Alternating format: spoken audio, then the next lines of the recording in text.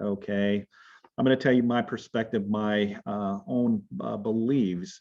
This is about 24 years ago when, I was a new agent getting into the industry and understanding the dynamics and how to properly conduct a comparable market analysis and the importance of it as well. And the reason for it is because this can make or break the deal for you. If you overprice the property, right, you list the property way above asking what the market area is going for, you're not going to see any momentum. You're not going to see any offers. So understanding the dynamics and utilizing the tools that we have to better judge those perspective opinion of value. Now, with that being said, this is an opinion of value, utilizing the tools, right? The multiple listing service, also the platforms that we have as part of our member services, which gives us a defined approach. Which one of them that we'll use is the RPR as well, and how effective the RPR with that as well, utilizing realists to get as much intel information regarding the property.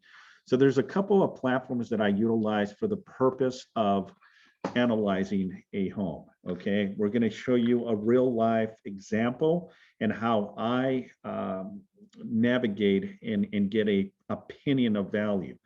Now, no difference than what an appraisal does. When you get an appraisal to appraise a home, there's a couple elements to that, what they use. One, I've seen where they measure the property. If there is some doubt regarding the square footage, then they ultimately will measure the property to determine the dimensions, but the square footage. If the property shows on the profile 1,565 square feet, and the house may look a little bigger, a little smaller, depending if there's any permitted or unpermitted additions to the property, will dictate also the value. What are the amenities that are included with the property, any upgrades? All these are factors that you'll dissect into your comparable market analysis. So with that being said, let's go ahead and start diving deep. I'm going to share my computer and get into what we call the multiple listing service. Okay, so the first thing that I'll do is I will go into RPR. Everyone has member service of that. My platform definitely is a little different than yours. And the only reason is because I have PWR, which is Pacific West Association of Realtors. You may be part of the West Side, I'm not sure. Your MLS is the CLAW, but we're using CRM or CRMLS, which is the platform that we have here in the South Bay. So the first thing is, let's just say theoretically that you're going on a listing appointment. Congratulations, you're going on a listing appointment. What's next? Well, the first thing you need to know is obviously the physical address. You need to know the address or at least the APN number. Now, most consumers, most sellers will not know what an APN, which is the parcel number. The parcel number is like a social security that identifies the property itself. If you can get the APN number, fantastic. If not, just the subject address is all you need to start analyzing and doing a comparable market analysis report. So going back into the MLS, you already have a lock-in appointment, and that appointment is maybe tomorrow at 3 o'clock in the afternoon. You want to be mentally prepared for this, but more so you need to have concrete evidence to determine your position of why you feel compelled that this is the evaluation that you're going to bring to the table. Because again, at the end of the day, the seller may say, well, that's great, we'll go ahead and list it for that price. Or, you know what, I think my home is worth more money. And how you navigate those conversations is what we call objection handlers. Now, in everyone's perspective, you can talk to 10 different appraisers, you can talk to 10 different agents. Guess what? Everyone is going to have their own personal opinion of value, and it may not be the same. If I was to get 3 appraisals done on a property, guess what? I'll probably get 3 different evaluations. Maybe very close in proximity, but it probably will not be around the same. It's not like you'll see, 800,000 and that's what they think, 800, 800, 800. One may say it's about 805, maybe 110, 810, I should say, or someone may say, well, it's probably based on the condition, 795. But that's still within the realms of what we consider an opinion of value. At the end of the day, it really doesn't matter what the listing agent says, what the seller says, what the appraisal says. Who has the say so on this? It's the buyer. What the buyer is willing to pay for that property, right? At the end of the day, it's whatever the buyer was willing to pay. Now, if they're willing to pay more than the asking price, that's their position. With that also is what we consider an appraisal contingency, right? A buyer has a safe haven to protect themselves from any potential loss of their deposit. And these are what we call the layers of contingencies. You have your physical inspections, your disclosure inspections, your appraisal contingency, and also your loan contingency that protects the buyer's deposit. And once the buyer has determined that they're golden, they're approved, and they're willing to go on the next part of the phase of this process, then they're basically saying to the seller is, we're in it 100% and we're committed to close this deal. But even with that, anything can happen. So I just want to mentally prepare everyone on this call that, these appraisals can come back at appraised value, can be above appraised value, and for the most part also below appraised value to the purchase price. So I want you to understand the 3 aspects of it is, if you list the property, right, and what if the appraisal comes in a lot higher than the asking price? Well, that's a good day for the buyer, right? Not a good day for the seller. But what if the evaluation or the appraisal comes in less than what the asking price? Now we have what is called a discrepancy, right? Discrepancy is who's going to be responsible to pay in the difference. Is it the buyer? Is it the seller? Or is it a combination of both? Or maybe it's a combination that the buyer can finance the difference into their loan because of the ratios, and then we'll dive in deep in how that works as well. Okay, so this is a general concept of what, entails of a comparable market analysis. Does everyone see my screen? Yes? Okay, wonderful. Very good. All right, so the first thing that I will do, and I'm going to use a property here in the city of Torrance. And the reason I'm using Torrance is because it's within a proximity to the office. I just picked up an address, okay? So for the sake of today's lecture, do me a favor, write this address down so you kind of understand, how the initial process and how I determine an opinion of value, and ultimately how I will have that conversation with the listing agent, with the seller. All right, so the address is 4514 Newton. That's N as in Nancy, E as in Edward, W as in William, T-O-N Street. It's in the city of Torrance, California, 90505. Okay. So I hope you wrote that down. 4514 Newton Street, Torrance, California, 90505. Okay. So I'm going to put that in the system here. So the first thing is I go to RPR because I want to get what is called a general profile. I want to know who the sellers are. I want to know how many sellers are involved. Is it 1? Is it 2? Is it 3? Or is it multiple sellers involved? I want to know the characteristics of the property as well. How many bedrooms? How many baths? What's the square footage? What year was the home built? What's the lot size? But also want to kind of navigate and get an understanding when I'm doing an evaluation, what am I checking for? What's available? What's under contract? What's pending? What has sold in the last 90 days? Now, ironically, right now, what we're facing is a very interesting time, right? Very low inventory, tons of buyers, low interest rates. But it just seems like every 30 to 60 days, there's a tweak in the property value. It just seems like it's going up and up and up and up and up. So what I say today may be different, 30 days or 60 days from now. And this is why you constantly need to know and check your inventory. You got to constantly be checking the market because there's constant movement. And that's what makes a very diligent professional understand the market, is when you study it, when you're in the zone implementing and checking on a regular basis the multiple listing service, because that's going to give you the black and white. That's going to give you what the trend is. Is it going up? Is it stabilizing? Or is it coming down in value? So those are very, very important elements and components to understand your position. Remember, the goal is to get that listing.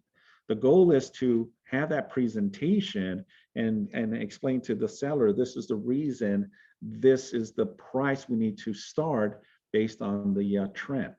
Okay, so 4514 Newton. And the beauty about the system itself, it sometimes already allows the information. Look, I just put in new and it already gave me the street right here, 4514 Newton Street in the city of Torrance. So I'll click on that, and now what it's doing, it's populating the information. Okay. So what it's doing is it's gathering the intel information to ultimately give me a perspective on what this property has. Now the system is a little slow, so I apologize, but here it is. Okay, little by little it's coming in.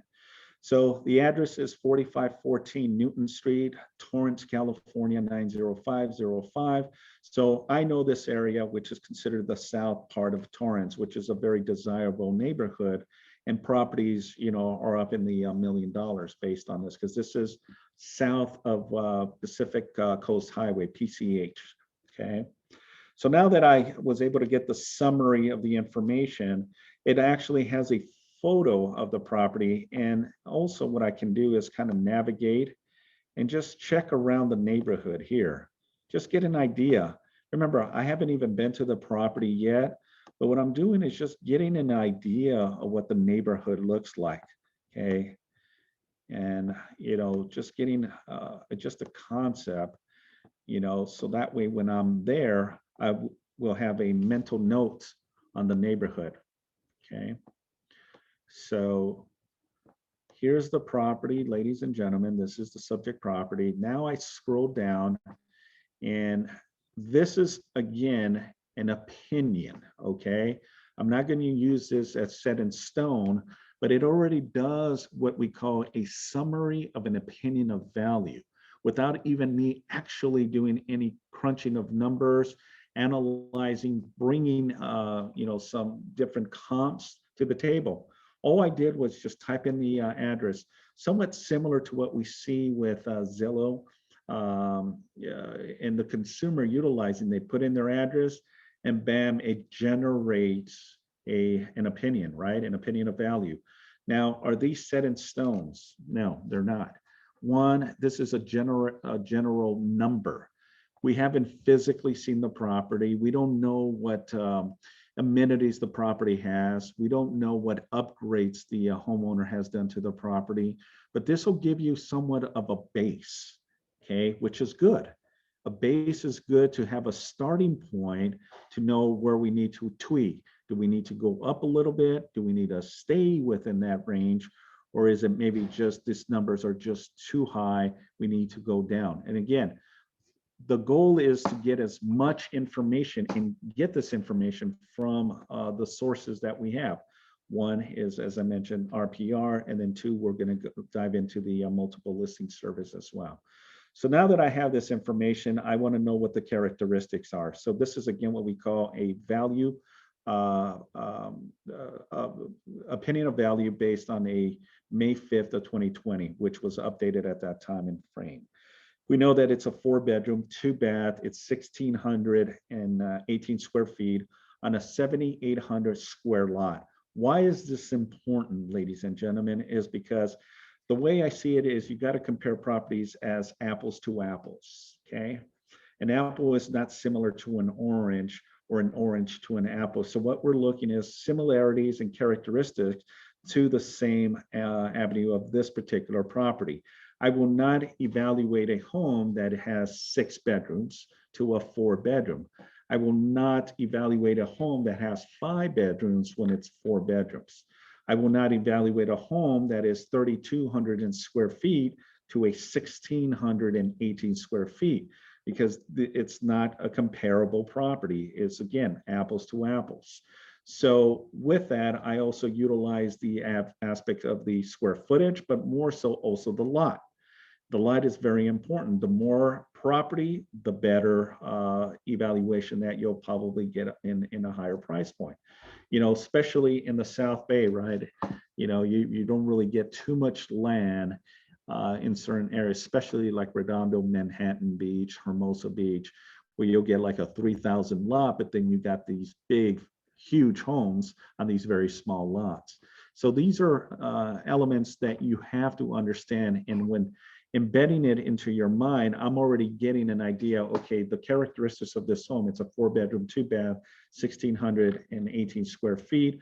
You'll use a range, okay? You're not just gonna go specifically looking for 1618 because what's gonna come back on the MLS is probably zero, you know, because that's a very specific number, right? So I'll do a range between 500 to maybe 1,000 square feet based on, you know, the characteristics because I'm familiar with this area. Now, also the lot size, which is very important, is, you know, I will analyze a property within a certain range as well, meaning I'm not going to go in and use a comparable when the lot is 15,000 square feet. It's just not a comparable property. But what I'll utilize is anything at around maybe 8,500 all the way down to maybe 5,000, 4,000 square feet, because obviously you can use comparables that are at or below, not at or above, if that makes sense, okay? The other thing I want to know is what type of property is it? Is it condominium? Is it a mobile home? Is it a manufactured home? Or is it a single family residence?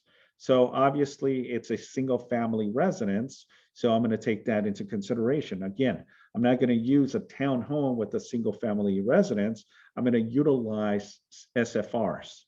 Okay, if it's a townhome or a condominium, then I'll utilize a townhome or condominium. So again, just so you understand the dynamics and how you can utilize this as an avenue to get an opinion of value. Now, also in this property profile, it also gives you what is called a confidence score. A confidence score. Obviously, the higher the score, it means that the price meets within the evaluation. I take that into consideration just because it'll give you a good understanding and description of how close in proximity that evaluation of the home or the price itself. The confidence score is based on the outcomes of multiple automated evaluation models. A high score indicates that the model yields similar estimate values for the property. A low score indicates that the model yield a wide range of estimates. So if there's very, very low sale or turnover, your confidence score is probably going to be in the 1, 2, or 3. Anything above a 3 means that it's probably pretty close in proximity to what the opinion of value is. So I'll take that into consideration as well when making my determination and doing a comparable market analysis. The other thing that's important is, as I mentioned, I want to know who owns the property, right? This case, it looks like it's in a family trust. So there is a successor to that trust. Is that person deceased? Is that person still alive? Who is the successor to that trust? Remember, all this is very, very important for you to know because you don't want to waste time going on a listing appointment if you do not have the right people to authorize and execute the listing agreement. So that's important. You're not going to meet with the son when the parents are still alive, even though he's the successor. because he's still not authorized to do so. Now, with that being said, maybe there's a power of attorney and allowing them, maybe there's something medically that has happened to the parents that will alter his position to authorize on behalf of his parents. But for the most part, a family trust is there for a protection. If something happens to them, medically, or even if they pass away, who is in charge of, overseeing the assets to the owners of the property? Okay. Now, going back to the property facts of the property, single family residence, it's an SFR, it's a 4-bedroom, 2-bath, 2 full baths, 18 square feet on a 78 square lot. Now, the other thing that I also keep in mind is because here in the South Bay, there's a lot of new construction, right? And going back, my philosophy is apples to apples, right? You're going to utilize this as an example. Can you compare this property to a 2020 built? Okay, the answer is no. It's not comparable. This home was built 60 something years ago to a new construction. It's not a comparable property. So obviously the home is not going to have the same evaluation if it was a new construction, if that makes sense. All right. So now that I have at least the general information, what I love about this platform also, it kind of gives you additional territory information. It tells you what the school district and what are the elementaries, what is the junior high, and what is the high school as well. Why is this important to know? Remember, what is your end goal? Your goal is to lock in that listing, right? Your goal is to go in there, present your marketing strategy, understand the dynamics of what's happening in the area, and ultimately come out with the executed listing agreement. How you need to have the arsenal of tools, right? You have to have everything in line, because if a seller asks questions, or once you get the listing, now that open houses are available, a consumer comes into your open houses, what are they going to ask? Well, what is the school district? How's the area? A lot of these questions. So understanding the geographical area of the neighborhood is very important, but it shows that you are the local expert in your field, and especially in this area. So it's just good information to have. So now and what it does, it really breaks it down. It tells you from K to 5, it's Riviera Elementary School. From 6 to 8, it's Edward Richardson's Middle School. And then from 9 to 12, it's, South High School. Okay. And then the levels as well, the high, the junior high, and the elementary. The liability index for the zip code 9005 is, it's the data that is utilized by the system that generates a scorecard for a total of 100 points. It's the maximum that you can. Here it shows it's a 53, and it's based on different categories, right? Why is this important to know? Remember, what are we trying to achieve here? We're trying to get as much intel of the properties to showcase that you understand the neighborhood. So when you're in front of the seller, you're more confident in your approach, but more so the ability to handle any and all objections regarding the conversation you have with your seller. That's a very key component. It talks about the housing and what's the percentage of the affordability and access, the neighborhood, the life and work play, transportation, safe and convenient options, environment, clean air and water, health, prevention and access and quality, engagement, civil and social involvements, opportunities, inclusions, and possibilities.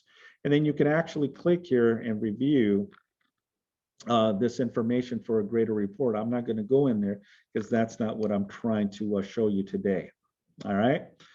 Now the exterior talks about the public information, the lot, and then obviously the quality of the building, which is a C. It's like a report card of the property. Obviously a new construction will probably have an A or a B. Anything that's in the 60s or 70s may have a B or even a C. Based on the quality and the condition that I see going back to the property, it looks like the seller or the homeowner has well taken care of the home. So again, just based on the exterior of the property, I'm pretty sure it'll probably show really well in the interior of the property. Okay. All right, so just some factual information. Here is the information. John D. Jr. Funches is the family trust. It has the parcel number and all the census information.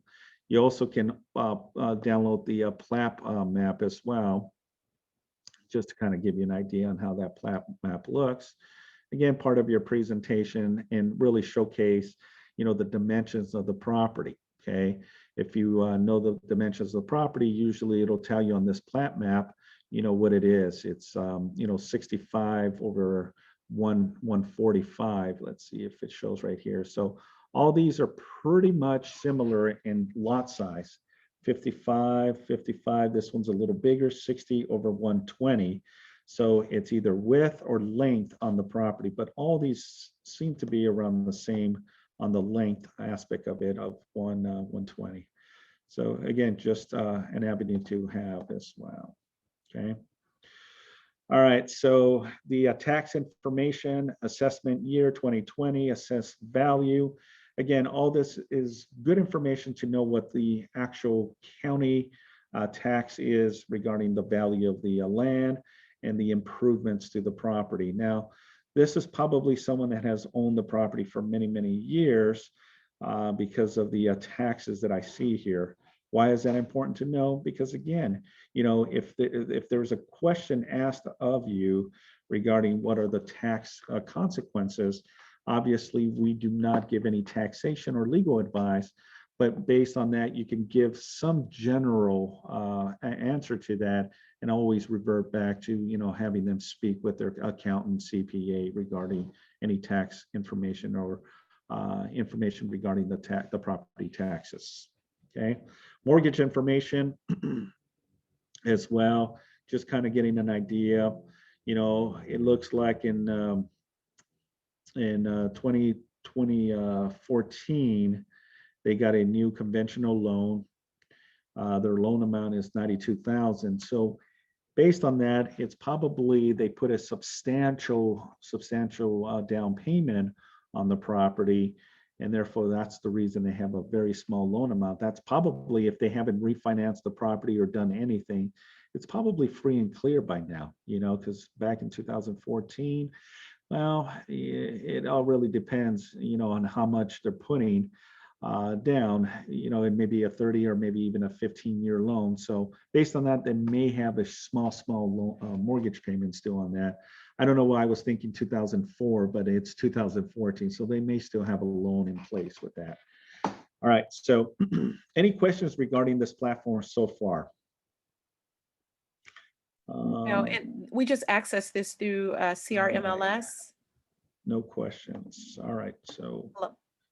let me go back real quick. I apologize. All right. So now that I have this information, now I go into the next part of my evaluation. So I wrote down, just as an estimate, 1.258,530, right? That's the opinion of what the system generated, which is this number here. So now I'm going to go into Realist. Okay. Why do I want to go to Realist? Well, because Realist is connected with the county recorders.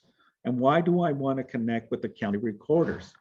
Well, because there may be properties that were sold off market, meaning that there is a transaction that never hit the MLS, a transaction that probably did not have a realtor involved.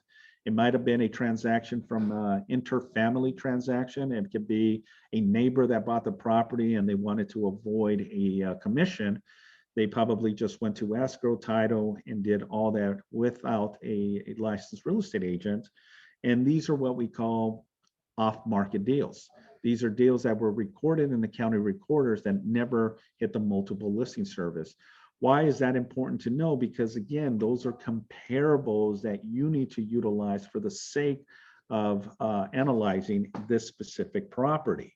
And you'll be surprised. There's a lot of off deals that never hit the market. And sometimes the sellers may say and instruct the listing agent, I do not want to promote it on the MLS.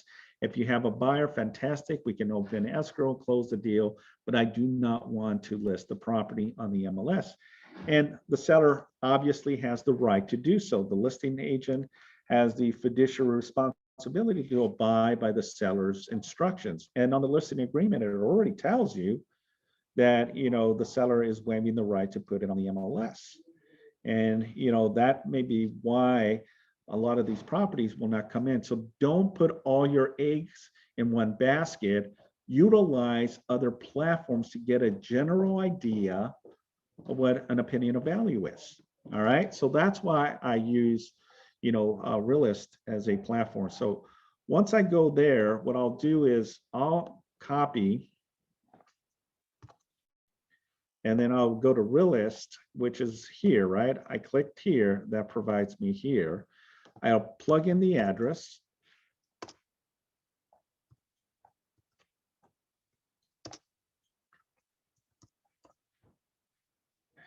And it'll populate this information similar to what we saw earlier: 4 bedrooms, 1600, 7800, 2 bath, 1954 bills, SFR, okay?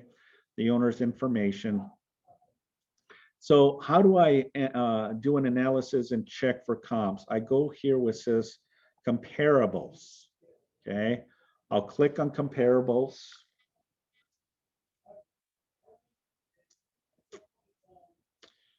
And now it'll generate this little report here. So it'll give you what's called a high, low, and medium price point, okay? The highest price point is 1.9 mil. The lowest price point is 1.127, and your average price point is 1.5. Now remember, RPR gave us what?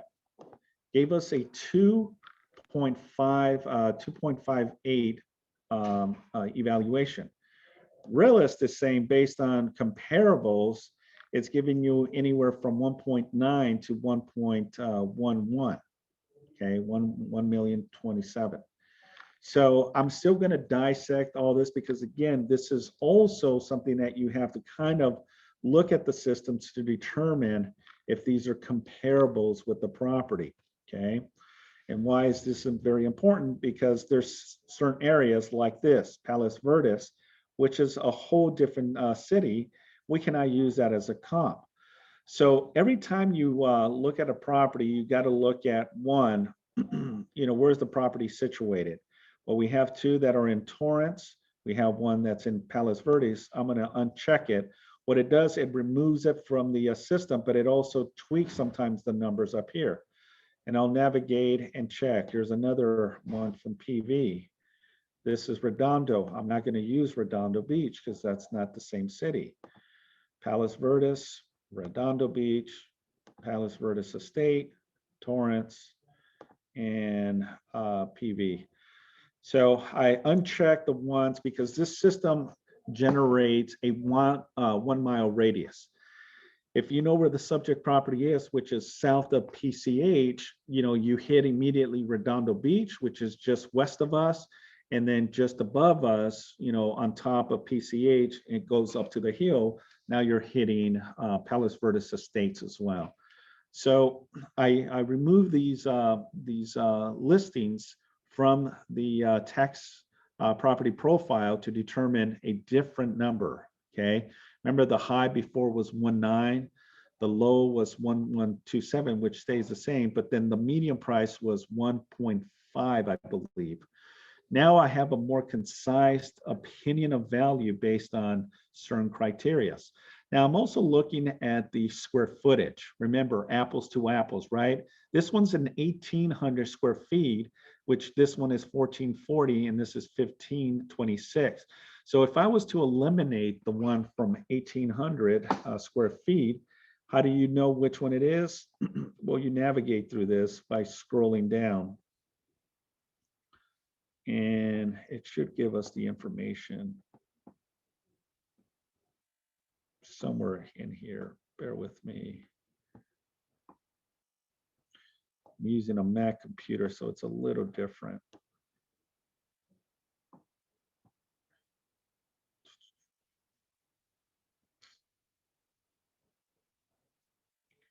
All right,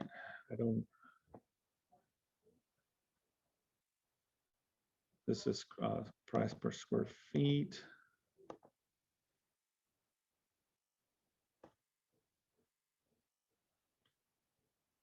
Here it is. Sorry about that. Okay, so right here, you see the building square foot. So right here, it says 1800 and 18, excuse me, my bad. This one is the subject property. So the one that was 1800, right here, my apologies, 1807, right? If we navigate all the way to the bottom, that shows as PV. I don't know why that's Torrance coming up. Let's go back and see what's going on here. Well, maybe was it this one right here? Maybe it's that one, the 1.5. Yeah, it looks like it's this one right here. No, but that doesn't change anything. It's just a little difficult to determine. But anyways, I'm not going to worry too much, folks. The reason is because now I removed it and now it shows 15, 15, and 15, right? This is important to know because remember, going back to the example is the apple to apples concept is you don't want to go something that's a lot bigger because an appraiser will not utilize that as a comparable property. It's not a good comp. So now I have these numbers. Now, remember, RPR had a 1.258 evaluation, which this one is now telling me that is a high of 1.5, and your low is 1.2, and your medium price point is 1.420. So I would write those down as an indicator, you know, because again, these are, again, something that I would utilize for the purpose of making an evaluation. One is the one on Calle de Arboles, okay, which sold on January, and then the one on Riviera Way. The other one is the one on Van Heel, City of Torrance, which sold on February 22nd, 2021, okay. So these are good comparables. So now that I have a good understanding, and these may be off market or not. Usually if there's photos on here, that means that it is on the MLS. If there's no photos, then that probably means that the property never hit the MLS, or, you know, the sellers just decided not to put it on the MLS. So when you click on this, it'll give you the actual photos of the property, and you kind of get an idea of what the condition of this property is. House is dated, probably still from the 50s look, right? Pink bathroom. Why is this important to know? Is because you'll know how to gauge the evaluation of the property. The house is probably in a prime, you know, overlooking, has a nice view of the property. Here it is. You can see South High right here. That's where the high school is at. So you're buying the area, right? You're buying the area, the prime area of South Torrance. So that property right there, based on the characteristics, is a very good comp. What did it sell for, right? That's number 3. It sold for $1,127,000, okay? $1,127,000. Now the price per square foot is based on, you know, many characters, is the size of the home, and then obviously the amenities as well. So this is $782 per square foot. Why it's very important, because when analyzing a property too, I can tell you apples to apples, if you go to Manhattan or Hermosa Beach, your price per square foot is a lot higher. The home may be the same in Torrance. The home may be similar in Carson or Alameda, but the square footage price per square foot may be a lot higher because of the desirability of the area. And that's important to know, ladies and gentlemen, because again, that'll give you a determination of where you need to be regarding the price. So now that I have this information locked in here, I'm going to save this. Now I'm going to go to phase number 3, which is the MLS. So I'll go back to the MLS, and now I'm going to do what is called a criteria search. Now I'm going to do what a lot of realtors do. Okay, I did the basic fundamentals by going into RPA, going into the property profile, which is Realist, and getting to see if there's any off-market properties. Based on what I saw, there isn't no off-market properties, but I already kind of got a gauge of what the MLS already has, and then also the properties that I have on Realist as well. So now, how I navigate and get an evaluation of the property is I go to search, okay? And when I go to search, I go to residential.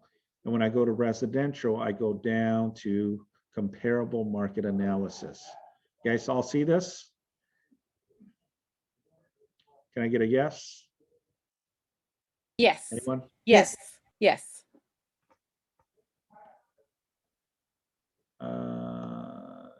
Is that a yes? Yes? Yes. Can you Okay. hear us, Just want to Simon? make sure. Yes.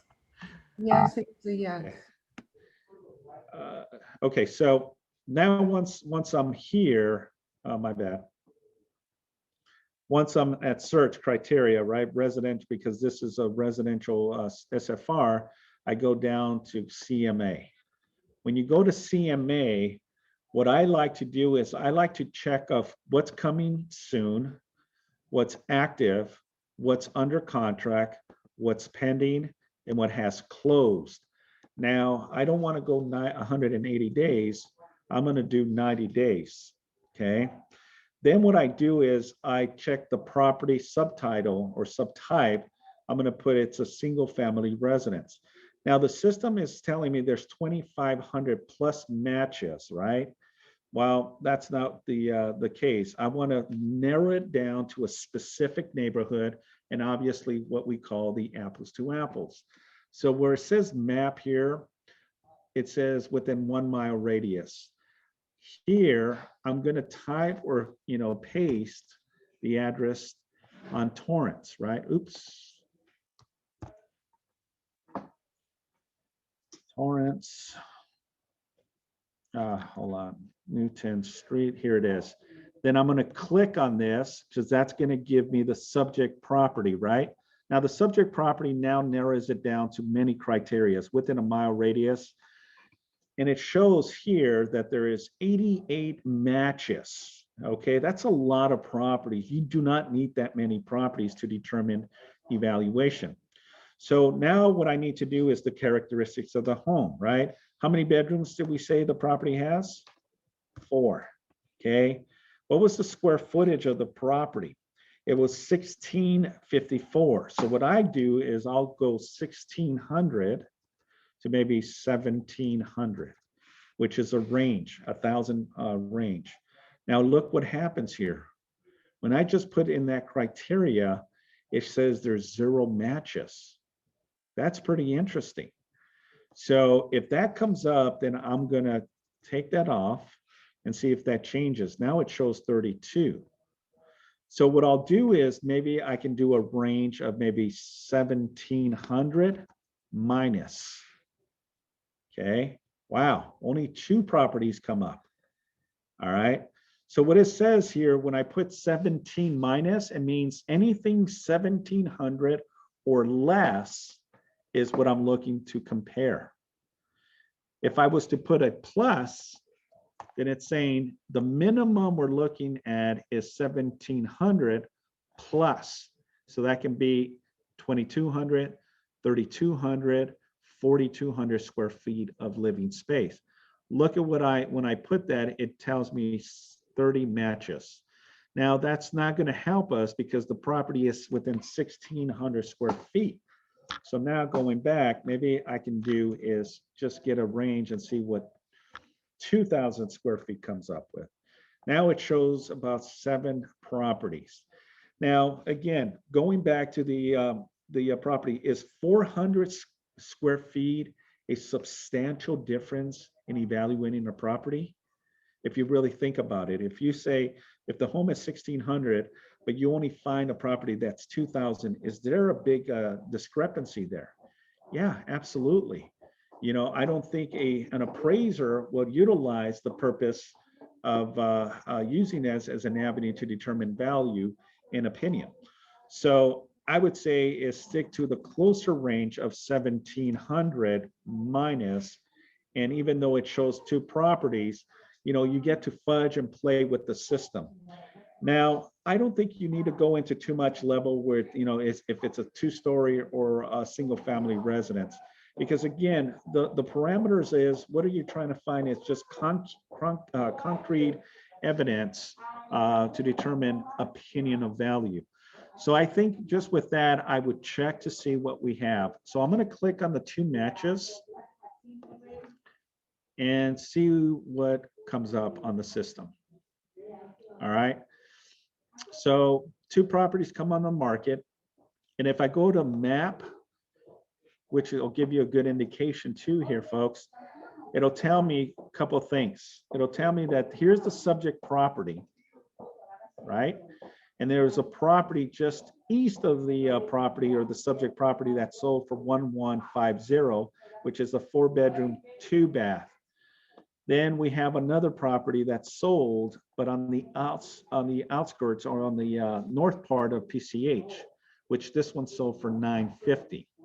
Okay, so in going and in theory is this a good property to determine? Well, I don't know. It really depends, right? It depends on many factors.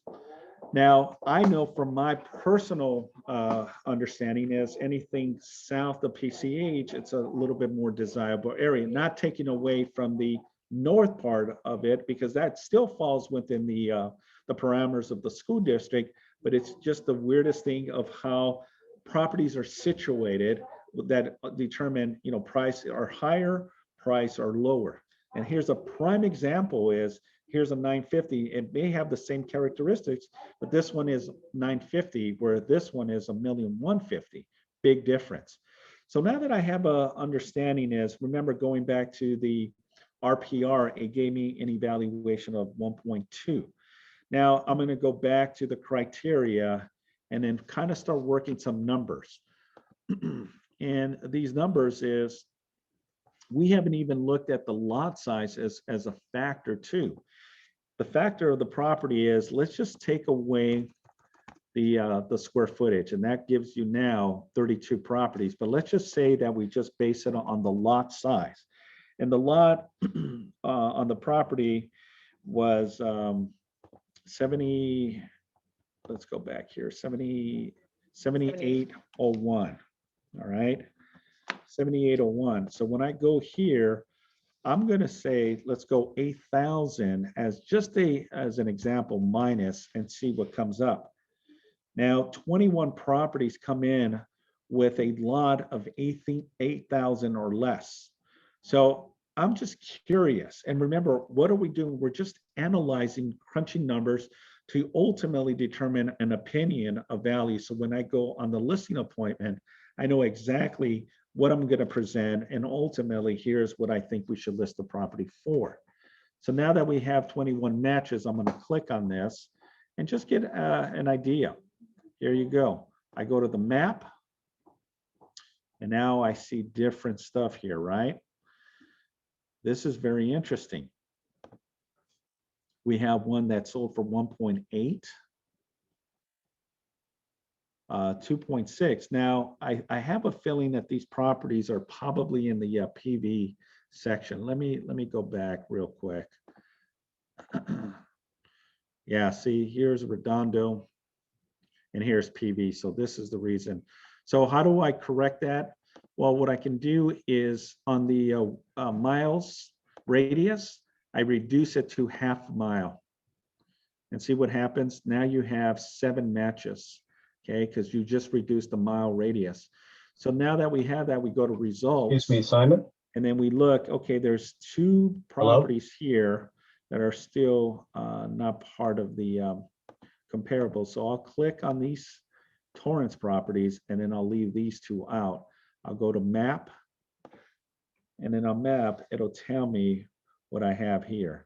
So obviously these are the ones that are in the PV area. but these are the ones that are in the Torrance area. This one is 1.5, 1.7, 1.4, and the other one is probably the same one. All right, so let's go to results real quick. And now I want to get the characteristics of the property, what they have. So this one for 1.5, it's a 4-bedroom. But look at the size of the home. It's 3,300, not a good comp. So now I know that where I need to gauge my opinion of value, right? This one's a 4-bedroom similar to ours, but this one's 3,300 square feet, right? So not a good comp. Next property. This one is 2,900 square feet. The lot size is 7,200, but the square footage is also a lot bigger. Let's go back to this one. What is the lot size? Look at this. The lot on this one is less than ours, which is 5,400 square feet, but the square footage on the property is 33. Now, again, I'm just doing a range. I'm just trying to figure out the numbers and the best approach when giving an opinion of value. This one has similar in the lot size, which is just shy. Ours is 78, this is 7,200 square feet, but here's the thing.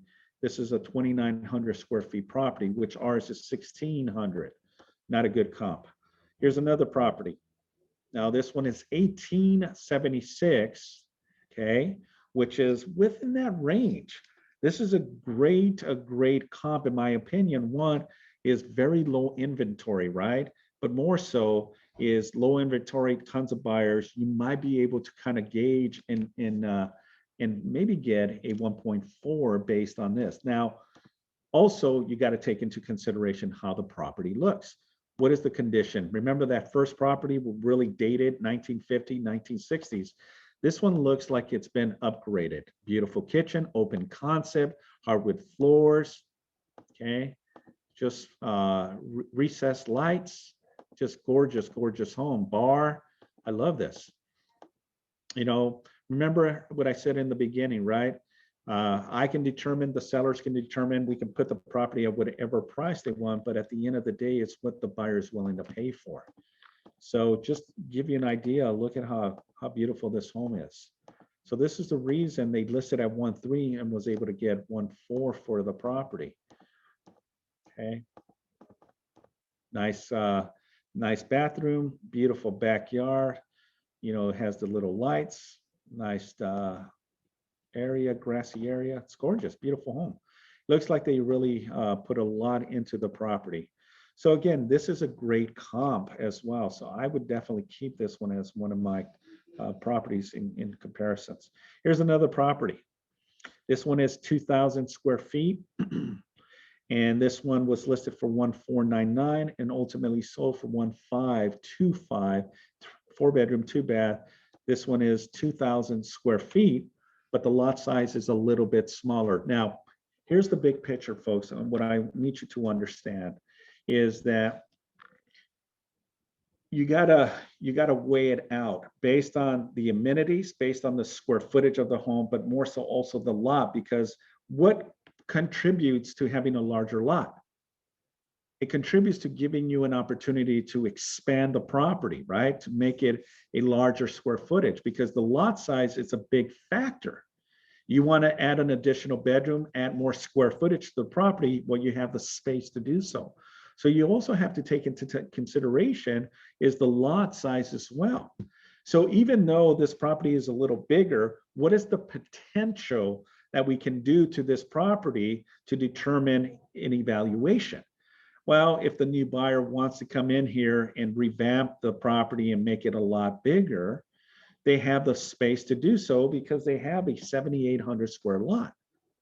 So you also look at that factor as well when determining opinion of values. And that's how I evaluate. I kind of gauge it based on certain criteria. So this is another one that's a great comp of 1.5.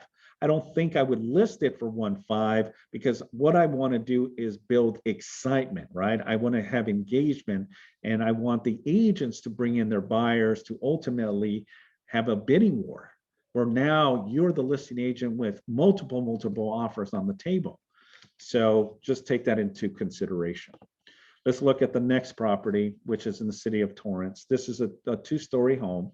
This is a 4-bedroom, 2-bath, again, 2,600 square feet on a 63 lot. This one sold for 1.6. Now we're getting a little just on price point. This is obviously in Redondo Beach, so that doesn't count. Okay, so now that I have these numbers in place, right? I have the 4 properties here. One is available, okay, which is on Newton Street. All right, so it's in the same little neighborhood as ours. Ours at 4514. This one's at 4532 Newton Street, which is right there.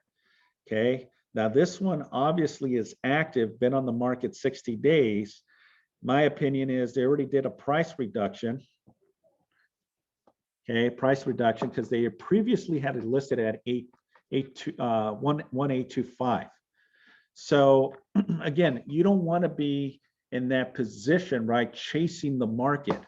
I don't want you to list high and then ultimately 30 days from now you're asking the seller for forgiveness because you overestimated the price and now you have to do a price reduction.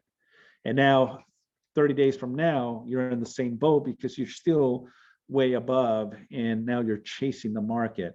So it's best to always be within or just below market value because that's what's going to get the excitement going, okay?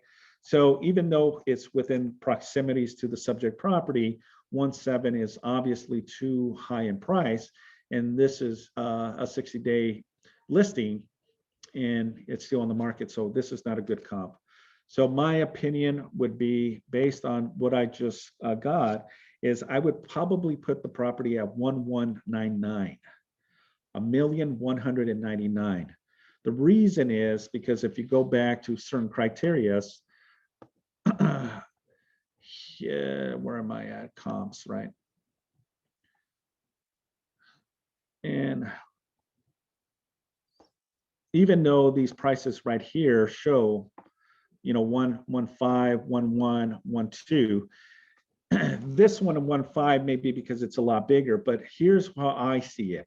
I don't want to be the lowest, but I don't also want to be the highest. I want to be within the gauge where I think I could get enough excitement without even seeing the property. I haven't seen the property, and that may alter my position once I go on the listing appointment and go and see the property, because the first thing you need to be doing is, you know, kind of see it from the eye of a buyer, how the home looks. Does it have a good flow to it? Is the property in move-in condition? Is the home dated? Does it need upgrades? Is the house very cluttered? You know, all those you take, and all those variables you take into consideration when determining value.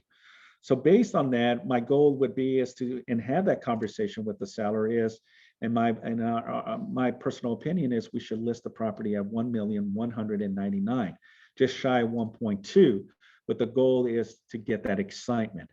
You know, with the intention is that if a buyer really truly wants this property, they're willing to even go 50 to 100, even more on their price. And that's the strategy in determining your position. You know, I wouldn't start at a high price point. Start right there where you can get the momentum going, right?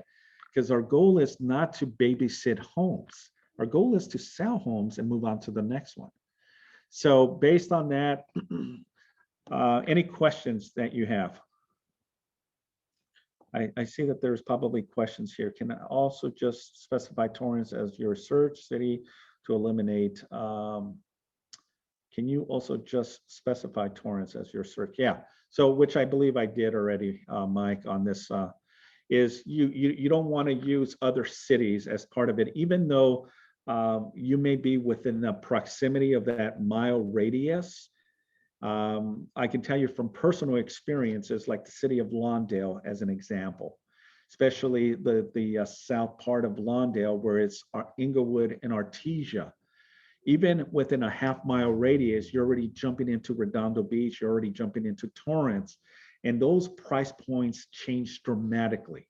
From Lawndale to Redondo, you're now hitting the 1 million, 1.2, 1.3 million. It's not a comparable. Now, can you merge a little bit of that? Yeah, it all depends on the characteristics of the property, but you cannot utilize that as a valid comp to justify because it's within that mile radius. But you can kind of gauge, it's what we call the give and take as an example to determine the opinion of value. Is the RPR found on CRMLS website? Yes, it is. So if you don't find it, and let me share my computer because the way I have it set up is a little different than the way you probably have it. So this is how you can find RPR on your MLS. So when you go to the MLS, right?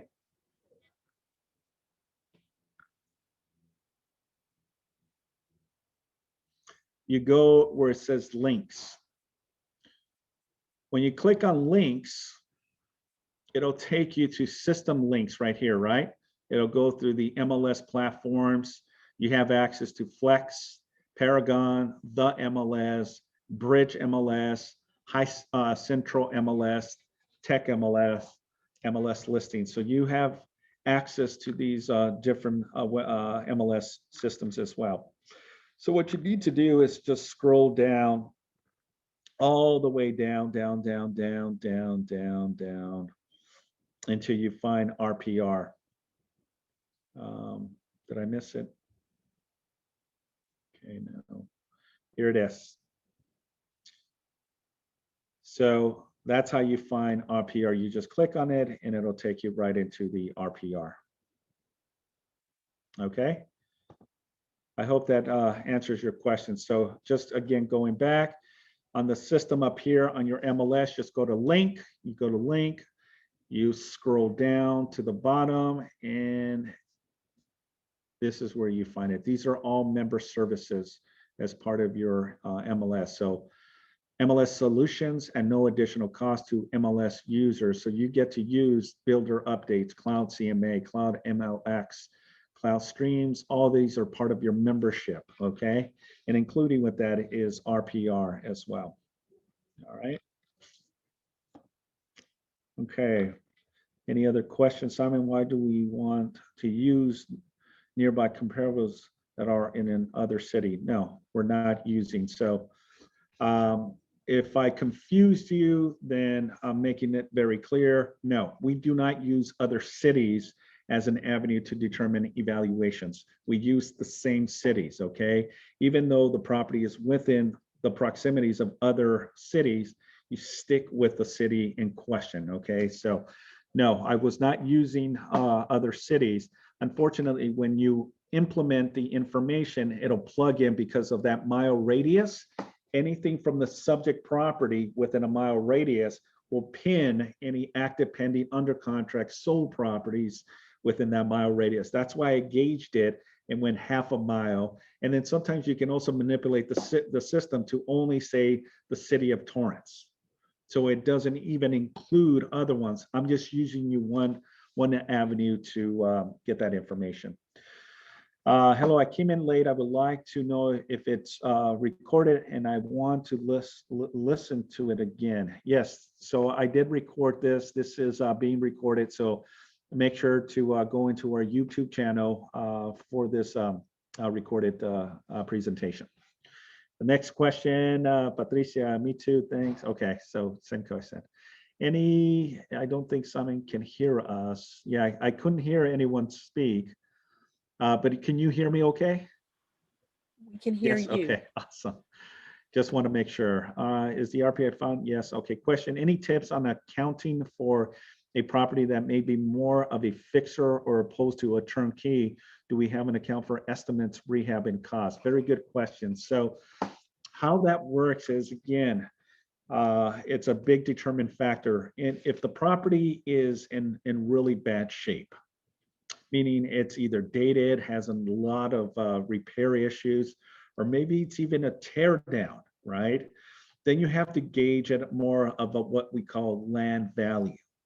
What is the land value in the neighborhood? And how you can do that, it's the same concept as you can go into the MLS and now go into land and do an evaluation similar, active, under contract, available, closed transaction. and then see what land value in the city of Torrance, specifically in that area. And that'll kind of give you a gauge if there's any comparable properties, because there's a lot of moving properties here in the South Bay, that a lot of the properties get torn down because they look at it from a perspective of building a bigger home, a two-story, bigger bedrooms. They have the lot size and the dimensions to do so.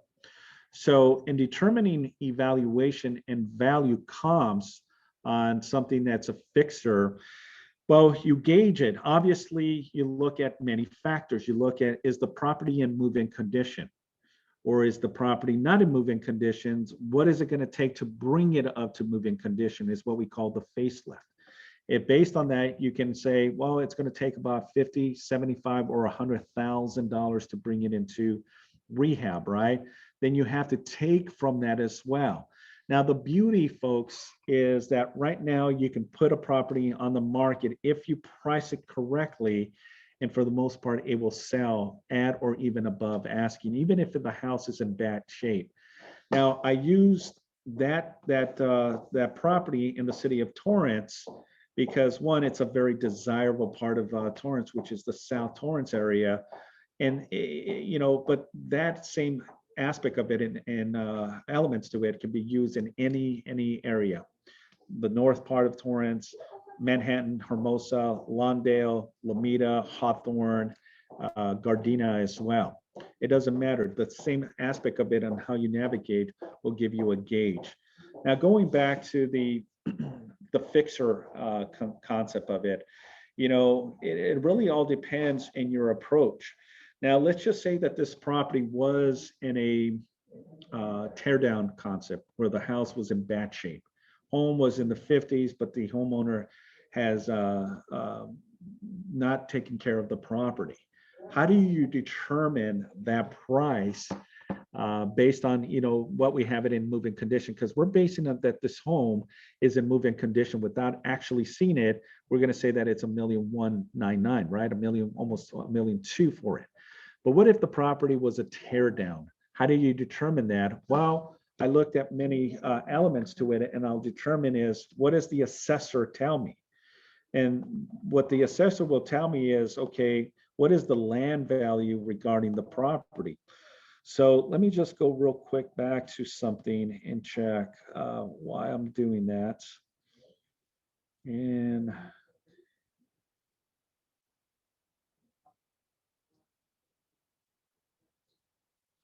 so based on what I'm seeing here is that just the land value, and the assessor is going to be a lot less.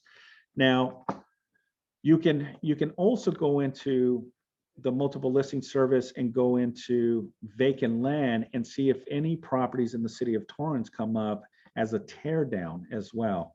Now, my opinion again is what the buyer is willing to pay for. If it was just the land that I'm selling, I would probably list the property at maybe 800,000, 850 at most, and determine if they're going to put larger square footage on the property, a two-story, maybe a 3,500. Now the potential, based on the numbers we saw, they can probably get 1.7 for it. So there's still enough room for the new buyer to make a profit if that's what they're doing, building a new construction with the ultimate goal of selling.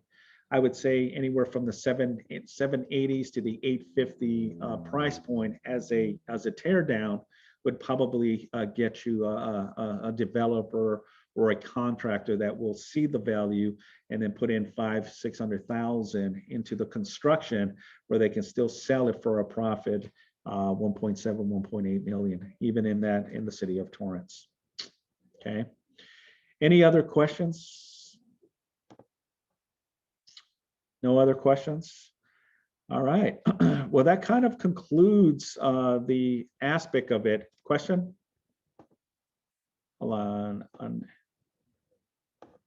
Is everyone unmuted? Is that why? No one can talk? Can you hear us? I don't know what's happening here. I see that everyone is muted, but I'm trying to unmute someone. Lynette, can you? Lynette. Yeah, I Okay, had a question. I can hear you I don't now. think you can hear us, Simon. Yes, Can you hear me? I can hear you now. Yes. Oh, okay. I have a question in the chat. I'll just read it to you. Should we use expired listings and CMAs to show what are the possible outcomes of overpricing and chasing the market? I remember they used to put expired listings in some of the CMAs to kind of show them, especially someone that wants to kind of think their house can sell for the sky and the moon. So we want to kind of show them what has happened to those that have overpriced. Absolutely. Very good question, and thank you for bringing it up. I personally don't like to use expires as a platform, but yeah, it's a great arsenal to have and explaining to the seller, look, Mr. and Mrs. Seller, here are the properties that unfortunately were expired due to condition or price.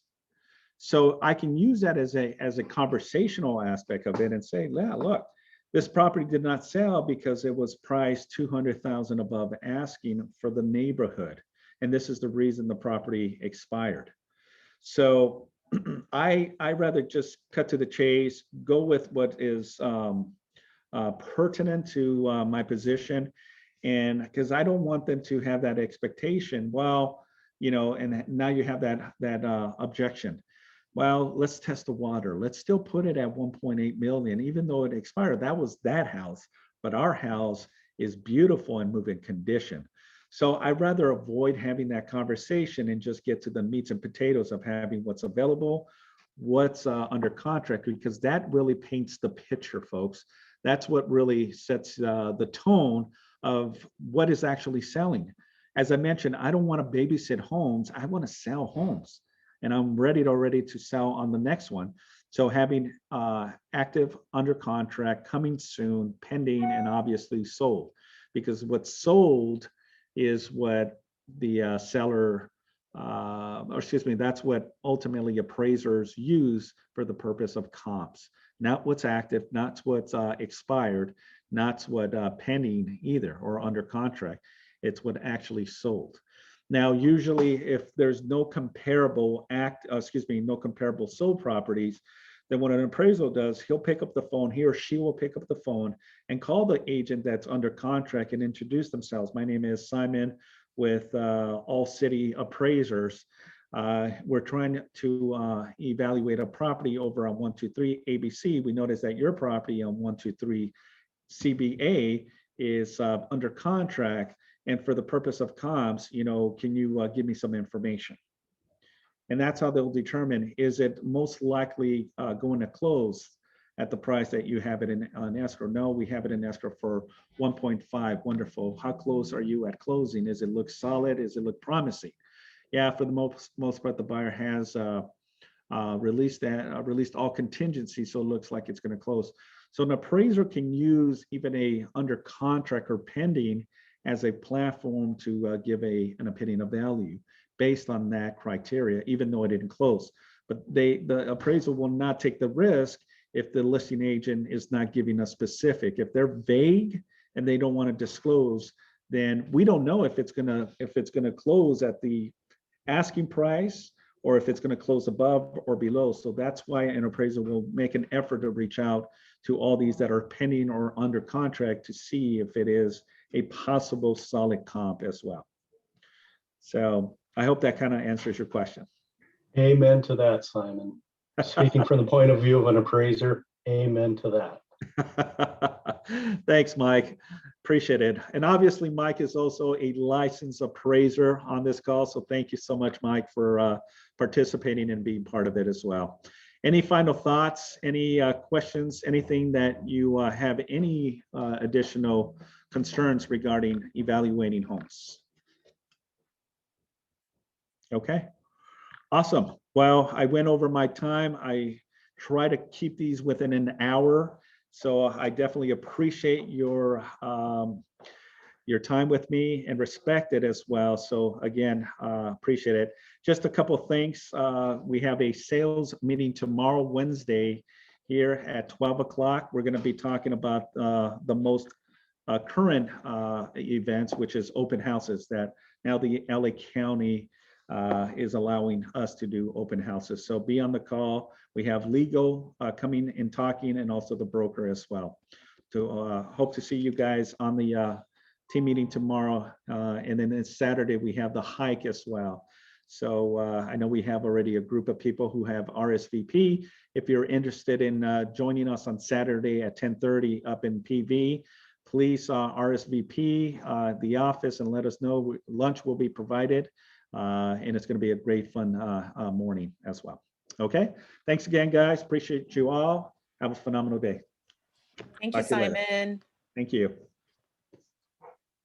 Bye-bye.